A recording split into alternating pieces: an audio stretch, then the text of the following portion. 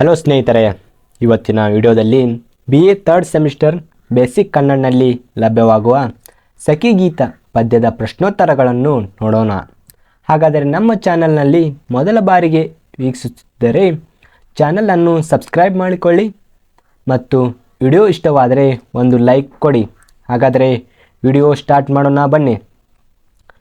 ಸಖಿಗೀತ ಪದ್ಯಗಳಲ್ಲಿ ನಿಮ್ಮ ಪಠ್ಯ ಪುಸ್ತಕದ ಅನುಗುಣವಾಗಿ 3 ಪ್ರಶ್ನೆಗಳನ್ನು ನೀಡಲಾಗುತ್ತದೆ.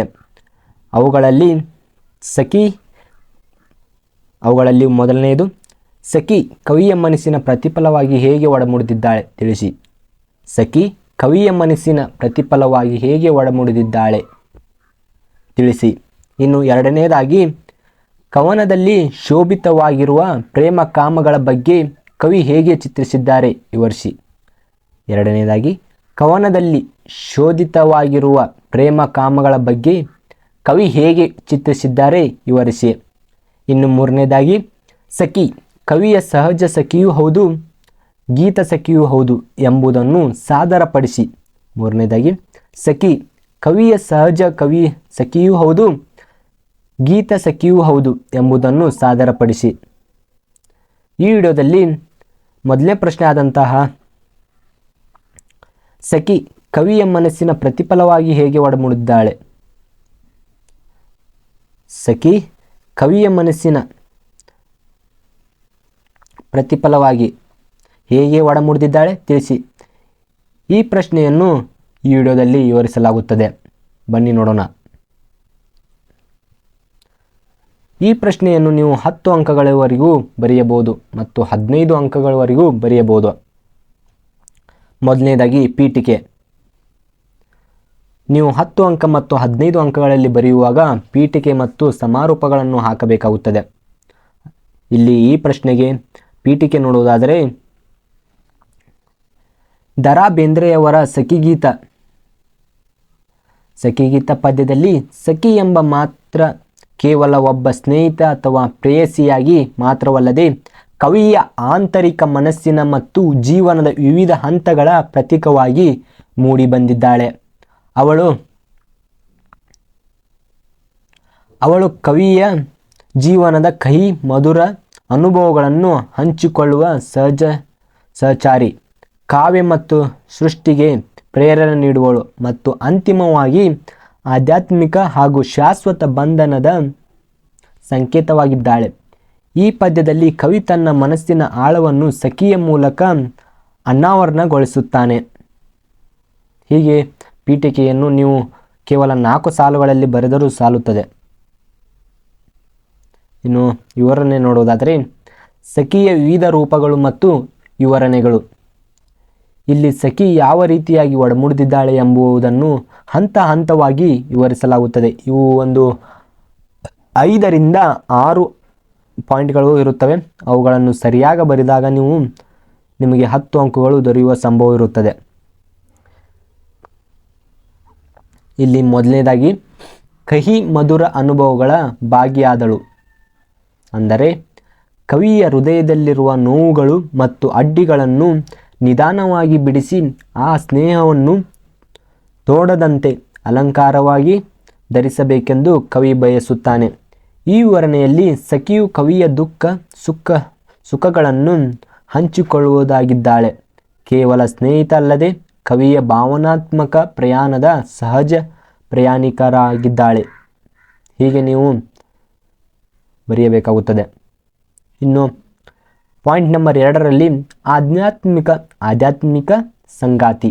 ಅಂದರೆ ಇದರ ಒಂದು ವಿವರಣೆ ನೋಡೋದಾದರೆ, ಕವಿ ತನ್ನ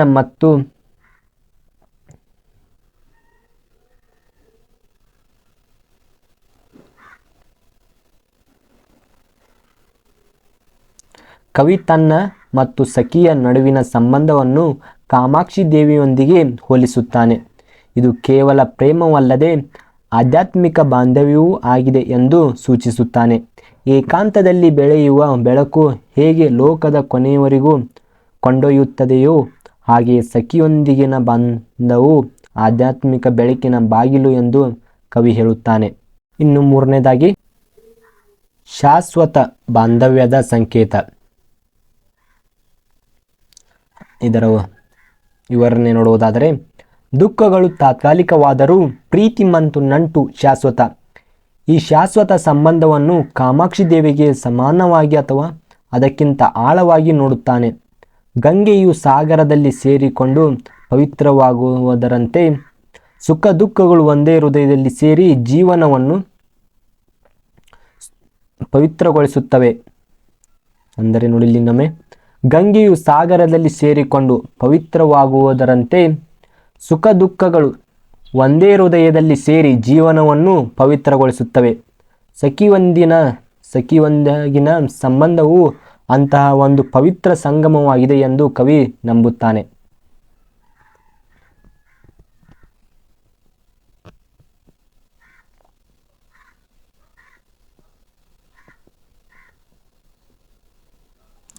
ಇಲ್ಲಿ 4ನೇದಾದರೂ ನೋಡೋದಾದರೆ, ಪ್ರೇರಣೆಯ ಮೂಲ.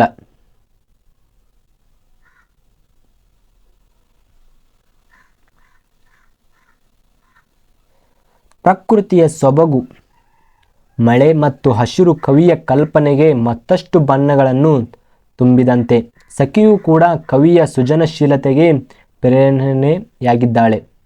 ಕವಿಯೊಳಗಿನ ಸದಾ ಕೇಳಿಸುವ ಆತ್ಮದ ಕರೆ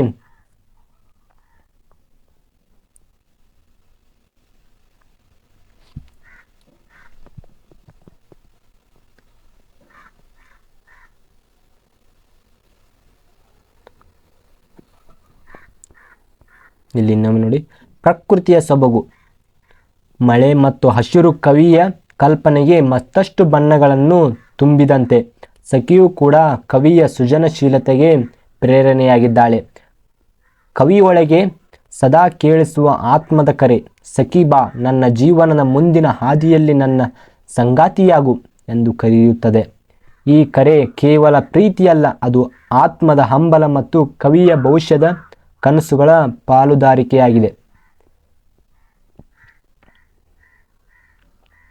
ಇನ್ನು ಪಾಯಿಂಟ್ ನಂಬರ್ 5ರಲ್ಲಿ ಸಮಾನತೆಯ ಪ್ರತಿಬಿಂಬ, ಅಂದರೆ ಸಮಾನತೆಯ ಪ್ರತಿಬಿಂಬ.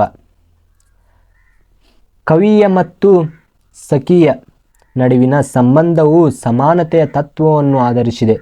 ಸಮಾನತೆಯ ತತ್ವವನ್ನು ಆಧರಿಸಿದೆ. ಆಕಾಶದಿಂದ ಬರುವ ಹಾಡು, ನಾನು ನೀನು ಸಖ ಸಖಿಯರು, ನಾನು ನೀನು ಸಖ ಸಖಿಯರು ಸಮಾನ ಸಂತೋಷದಲ್ಲಿ ಒಂದಾಗಿದ್ದೇವೆ ಎಂದು ಹೇಳುತ್ತದೆ. ಈ ಸಮಾನತೆಯು ಅವರ ಸಂಬಂಧವನ್ನು ಮತ್ತಷ್ಟು ಆಳವಾಗಿಸಿ ಜೀವನವನ್ನು ಮುಂದಕ್ಕೆ ನಡೆಸುವ ಶಕ್ತಿಯಾಗಿದೆ. ಕಾವ್ಯ ಮತ್ತು ಸೃಷ್ಟಿಶಕ್ತಿಯ ರೂಪ. 6ನೇದಾಗಿ ಕಾವ್ಯ ಮತ್ತು ಸೃಷ್ಟಿಶಕ್ತಿಯ ರೂಪ. ಇದರ ವಿವರಣೆ ನೋಡುವುದಾದರೆ, ಕವಿ ತನ್ನ ಕಲ್ಪನೆಯ ಶಕ್ತಿಯನ್ನು ಬಳಸಿ ಹೊಸ ರೂಪ ನೀಡಿದ್ದಾನೆ, ವಸ್ತುಗಳಿಗೆ ಹೆಸರಿಟ್ಟಿದ್ದಾನೆ ಮತ್ತು ಮನದೊಳಗಿನ ಹುರುಳನ್ನು ಕಟ್ಟಿಕೊಂಡಿದ್ದಾನೆ. ಈ ರೂಪಶಕ್ತಿಯು ಬ್ರಹ್ಮನ ಸೃಷ್ಟಿಯಂತೆ ಮಹತ್ತರವಾಗಿದೆ. ಕವಿ ಸೃಷ್ಟಿಯ ಶಕ್ತಿಯನ್ನು ಸಖಿಯ ಸಹಕಾರದ ಮೂಲಕ ಪಡೆದಿದ್ದಾನೆ ಎಂಬ ಭಾವನೆ ಇಲ್ಲಿ ಮೂಡುತ್ತದೆ, ಏಕೆಂದರೆ ಇಡೀ ಕವಿತೆಯು ಸಖಿಯನ್ನು ಉದ್ದೇಶಿಸಿ ಹೇಳಲ್ಪಟ್ಟಿದೆ. ಇನ್ನು ಕೊನೆಯದಾಗಿ ಸಮಾರೂಪ.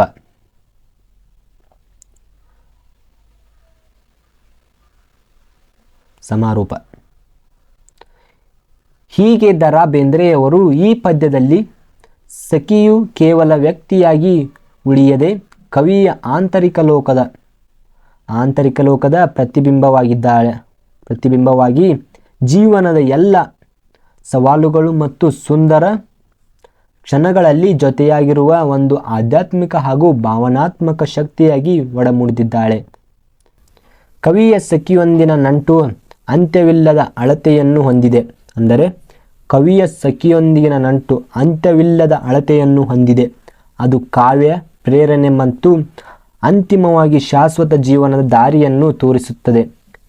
ಈ ಸಂಬಂಧವು ಕೇವಲ ಬದುಕನ್ನು ಸುಂದರಗೊಳಿಸುವುದು ಮಾತ್ರವಲ್ಲ, ಅದಕ್ಕೆ ನಿಜವಾದ ಅರ್ಥವನ್ನು ನೀಡುತ್ತದೆ.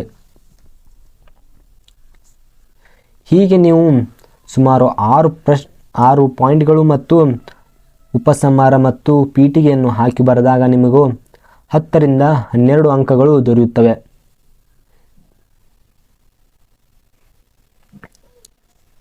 ಇನ್ನು ಮುಂದಿನ ವಿಡಿಯೋದಲ್ಲಿ ಕವನದಲ್ಲಿ ಶೋಧಿತವಾಗಿರುವ ಪ್ರೇಮ ಕಾಮಗಳ ಬಗ್ಗೆ ಕವಿ ಹೇಗೆ ಚಿತ್ರಿಸಿದ್ದಾರೆ ವಿವರಿಸಿ. ಈ ಪದ್ಯದ 2ನೇ ಪ್ರಶ್ನೆಯನ್ನು ಮುಂದಿನ ವಿಡಿಯೋದಲ್ಲಿ ವಿವರಿಸಲಾಗುತ್ತದೆ. Thank you. ಇದು ನಿಮ್ಮ ಕರ್ನಾರ್ಜುನ IAS ಅಕಾಡೆಮಿ.